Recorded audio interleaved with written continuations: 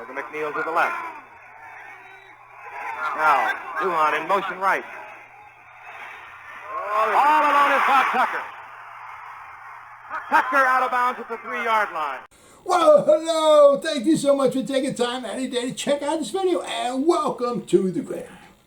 And before we get started, I just want to say thank you so much, everyone out there who's been watching my videos. Thank you.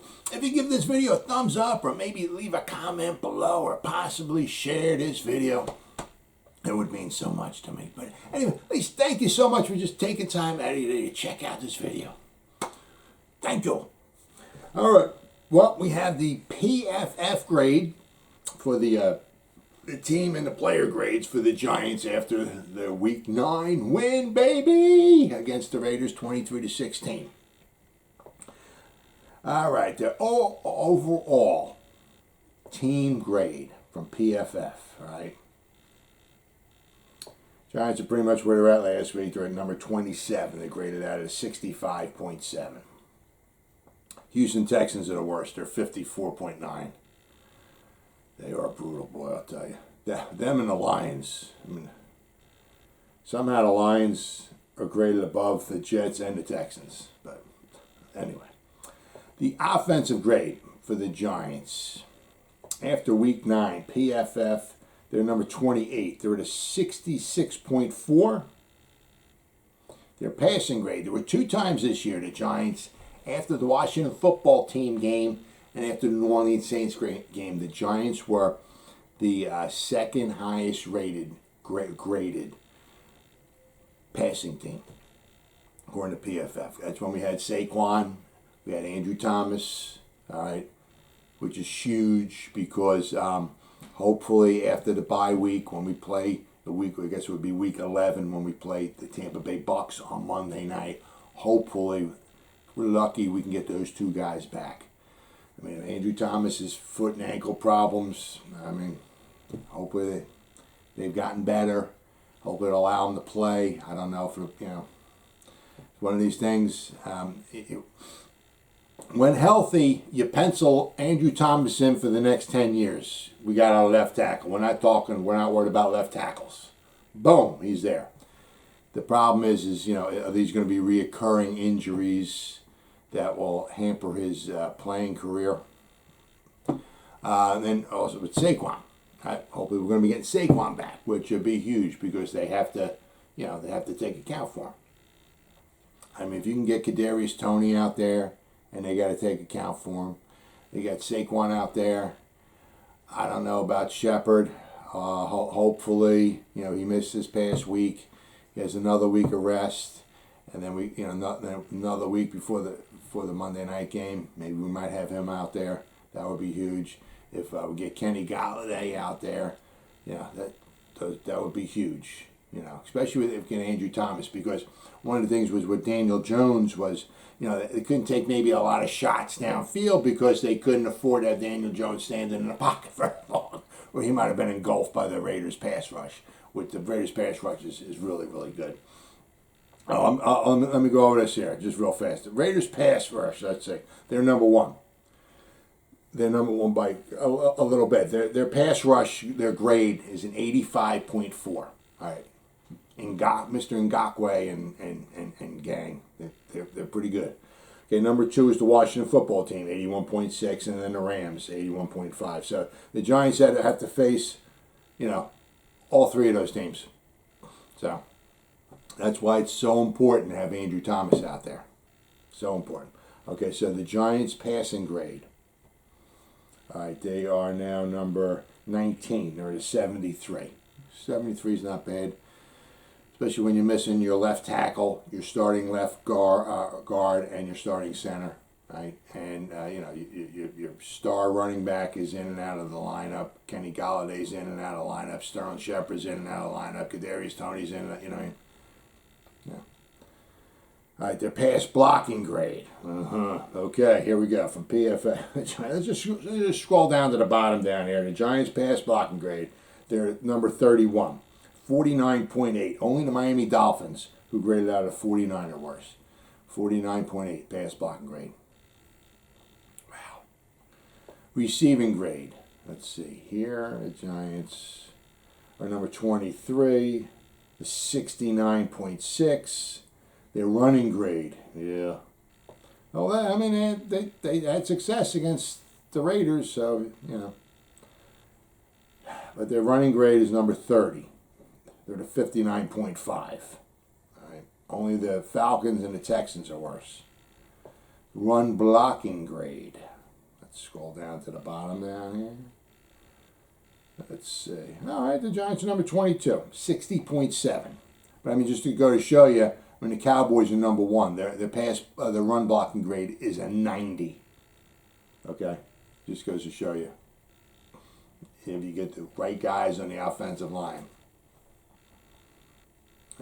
how impressive it can be. Their defensive grade, the Giants' defensive grade. The Rams are number 1 by far at 82.3. Okay, the Giants' defensive grade, number 26. Wow, 58.9.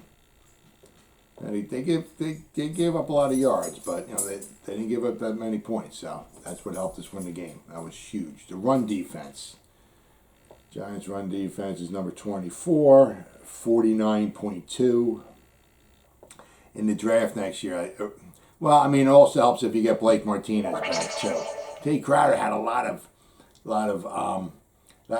tackles, but as you'll see in a couple minutes here, he graded out very badly. So we can get Blake Martinez in the center there, and if we can get like another stud, you know, either somebody on the edge in the first or second round, either somebody edge who can set the edge and come off the with some pressure, with just a stud defensive tackle, somebody helped clog up the middle.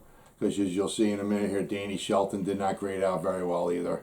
So, I mean, if you get Leonard Williams, if you can get Sir Dexter Lawrence, and if you get another stud, 3 guys across the front there, you know, that would really help out. Because their defense, their run stopping is not. Yeah, so number 24, 49.2. Their tackling grade. All right, the Giants' tackling grade, they're number 11. Okay, 63.8. Their pass rush, okay, they're number 23, 66.9. I said the Raiders are number 1, 85.4. The Giants' coverage grade, let's see, coverage grade, they're number 19 overall, 59.5. The Buffalo Bills are an 86. Tennessee Titans are 83.7. Yeah, so special teams. And you figure the Giants would be better at special teams. I mean, Joe Judge, their special teams, the Giants are number 30, 56.6. Very, very, very disappointing. Very disappointing. I mean, you know, Riley Dixon's doing good with the punting, right? Farrell Cooper, hope he stays healthy. Had a couple good punt returns. Graham Gano is doing solid there. I mean, a lot of this must be just, I guess, on the returns, the punt coverage, kickoff cover, I guess.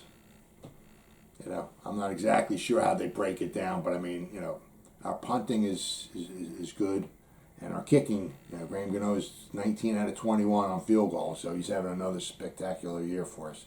Thank goodness. All right, so we got, now I want to go to the offense. The offensive game, let's see here, the offensive grades against the Raiders.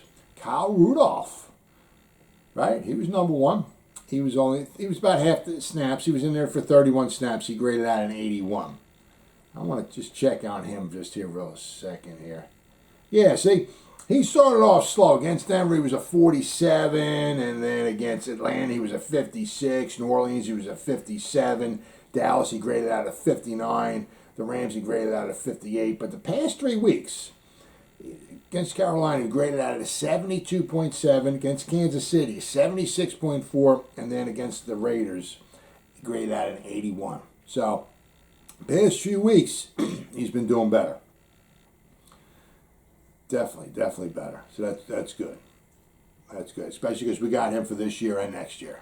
All right, so hopefully he gets more and more comfortable with Daniel Jones, more and more comfortable with the offense. You know, that would be fantastic. Especially, I mean, if next year, you know, if we have to get rid of Evan Ingram because we can't re-sign him. You know, we're going to Kyle Rudolph. Hopefully we get another, another tight end, maybe through the draft. But that's good to see. Devontae Booker, of course, you know, he graded out a 68.4 overall. All right, he had a heck of a game. Back-to-back 100-yard all-purpose games. Thank you, Devontae. Thank you. Good, hard, up and north and south running. Guys got holes for him. He picked a hole, and he just took it. Fantastic. Kenny Golladay, he only played about half the snaps. He was in there for 31 snaps. He graded out a 68. He only had, I think, like 2 catches. Of course, we only completed 15 passes. But Matt Parrott graded out a 66. His pass blocking grade, though, was not very good. He graded at a 34.7. Nate Solder, he was number 5. He graded out a 66.2. All right, so basically Matt Parrott was the left tackle. Nate Solder was the right tackle. Now, you know, going against the best pass rushing team in the league. Matt Parrott was going up against Ngakoue, right? But Nate Solder, 66.2, but Nate Solder's pass blocking grade was a 30.2. Daniel Jones graded at a 65.2. Evan Ingram graded at a 64. Elijah Penny graded at a 61. And that was huge because once Devontae Booker went out, apparently with like a little hip problem, Elijah came in there and ran the ball 5 times for 35 yards. Very, very good. Elijah, you know, can run the ball. You know, he's not going to break an 80-yarder, but he can run the ball for you, so that's good. Of course, the stupid penalty he had for taunting against the Chiefs, you know, hurt our field position in that game. Hopefully he learned from that. But he graded out at 61. All right. But in the interview after the game, was talking to Devontae Booker. Apparently, he seemed to think the hip was okay. So, knock on wood. Because, I mean, if you get, I'm not going to say it's a 3-headed monster, but I mean, if we can get Saquon back, if Saquon's got to come out, okay, you know, you got Devontae in there. If something's wrong with Devontae in the hip, you know, you got Elijah Penny in there. And hopefully we'll have Gary Brightwell back then too, okay, because he was on COVID protocol. So hopefully he'll be on the field too, because we could use him for his special teams ability. All right, then we got Caden Smith graded at a 63. That's nice to see because he's had knee problems the whole year. Billy Price, okay, the center, he graded at a 60. His pass blocking grade was a 66.2. All right, so he graded out really well. So that was good. I mean, it's bad. I mean, it's both bad. I mean, having pressure just coming off the edge is horrible. But if they're coming off the edge and Daniel Jones can't step up because the pocket is collapsing on him, I mean, you might as well just run the ball every play. But Billy Price had a very, very good game, which is not normal. Usually Billy Price seems to struggle quite a bit. Colin Gillespie, he was only in there for 2 snaps. He graded at a 60. Corey Cunningham, okay, he came in there. He graded at a 58.3. He was in there for 13 snaps. He was pretty much like when they wanted an extra blocker in there just to run the ball. They brought him in there, okay? And he graded out, his pass blocking grade was a 72. Run blocking was a 57.5. But his pass block was a 72, but he only pass blocked 2 times out of his 13 snaps. He was in there basically to run block. So, as I said, so I had him next to Matt Parrott. All right, so I guess just put the jumbo package in there. We're running the ball. Good luck trying to stop us. All right, so he did very, very well. John Ross graded out of 58.6. He was only in there for 5 snaps. Colin Johnson graded out of 55.9. He was in there for 21 snaps. Farrah Cooper actually got in there. Good for him. I didn't see him. I know he returned the punts and the kicks, but you know he got in there for 2 snaps. He graded out of 56.6. He got in there for 1 passing play and went for 1 running play. Kadarius Toney graded out of 56. It's just so weird. I mean, I know Judge was talking about like that Kenny Golladay and Kadarius Toney weren't, you know, much of a factor, and I guess he was talking about the Raiders did stuff to kind of take them away. But it's just so weird. I mean, how like, you know, against like you know, the Cowboys. He just ate them alive. And the best defense in all of football when he went against the Rams. The first drive, he was hurt, and he had 3 catches in the first drive. And then he came out and couldn't play anymore after that.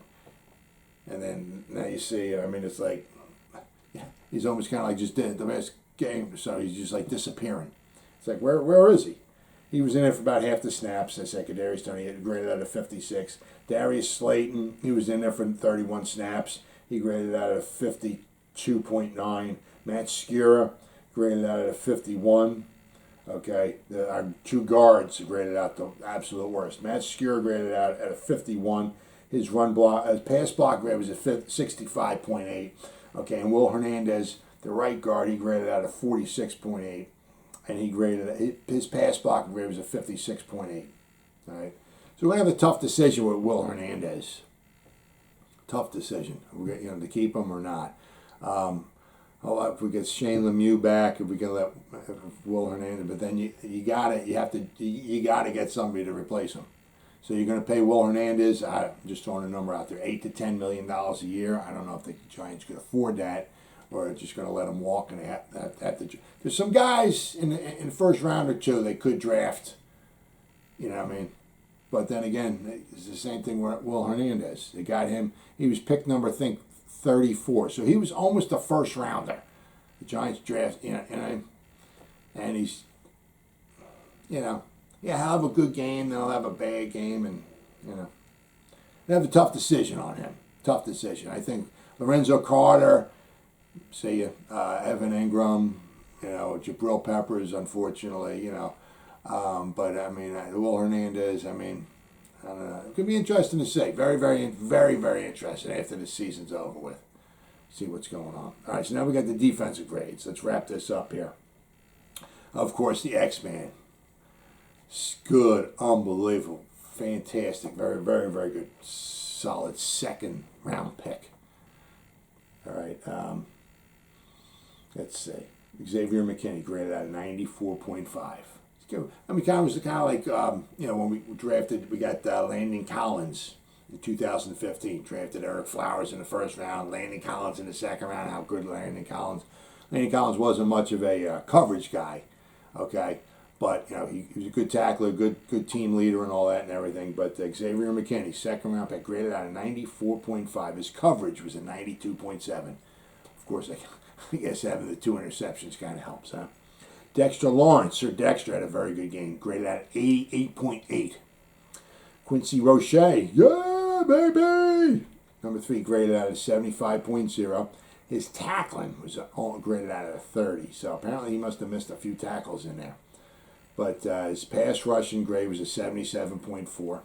His run defense was a 69.4. But, I mean, for somebody in the 6th round, you're paying him probably, $700,000-$800,000 a year. So, thank you, Pittsburgh.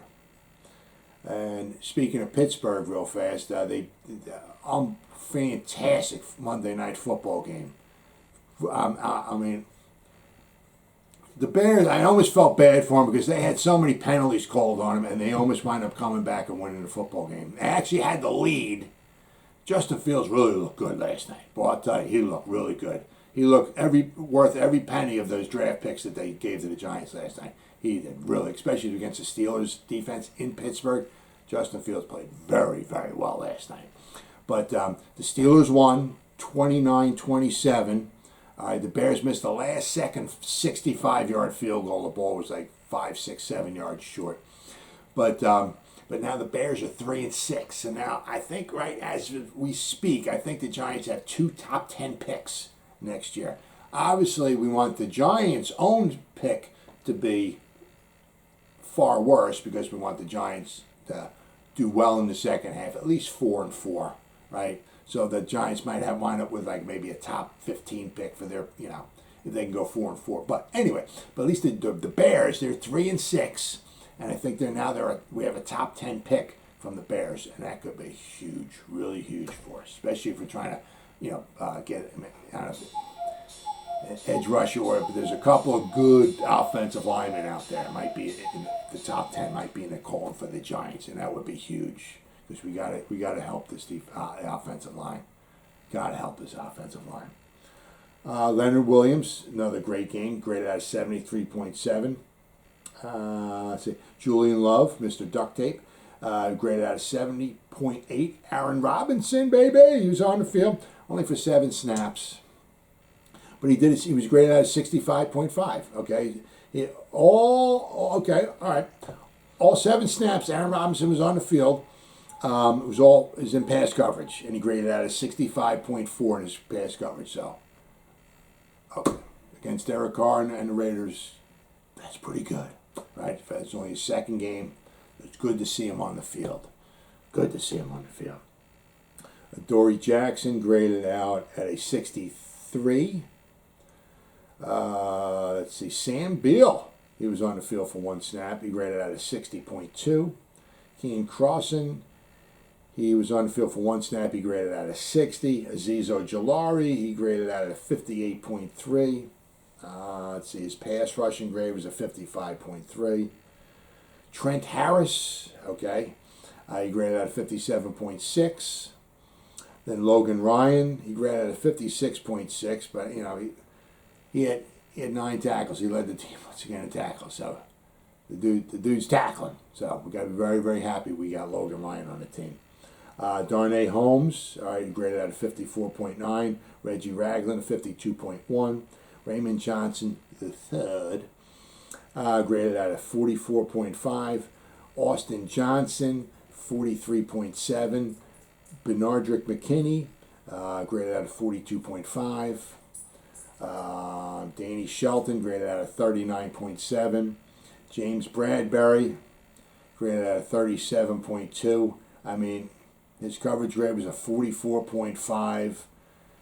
His tackling grade was a 24.4. His run defense was a 28.5. I mean, there were just times out there. He almost looked like Janoris Jenkins that in 2017, I think it was. Like guys would just like kind of run the ball and they would just like run right past him. It's like he just wasn't interested in making a tackle or sticking his head in there. You got Logan Ryan out there making tackle after tackle, grabbing guys and all this. And James Bradbury's I guess he's Deion Sandersing it. I guess that's business decision. I don't want to make a tackle. I'm there for the interceptions. I don't want to stick my head in there and get physical with anybody. Very sad, very, very sad. Hopefully Patrick Graham points that stuff out in the game films. I mean, he looked very, very soft out there. Like he didn't want no physicality at all. And Tay Crowder, once again, had a bunch of tackles, but he's in the obviously because he's in the middle linebacker, you got to get some tackles. But he was the worst. He graded out once again at 31.9. So he's had a lot of brutal games, a lot of tackles, but he's had a lot of brutal games as far as PFF is concerned. But this goes back to my point where the Giants could use somebody in the center. I mean, if you get Blake Martinez, hopefully back and healthy, okay. But somebody you got Dexter Lawrence, you got Leo the Lion, right? And then if you get another stud just to clog stuff up in there in the 1st or 2nd round, like the Giants do, like with Dalvin Tomlinson. You go back like the past 20 years or so and go after how many times the Giants got like good, solid defensive tackles in the 2nd round. The only problem is every time the Giants get a good, solid defensive tackle in the 2nd round, since I guess going back to maybe 2000, right? You can go all the way back to maybe 2000. They'll get the good guy. He'll play 4 years and then they let him go. But I mean, I said Danny Shelton graded out of 39.7, Austin Johnson graded out of 43.7, and Raymond Johnson III graded out of 44.5.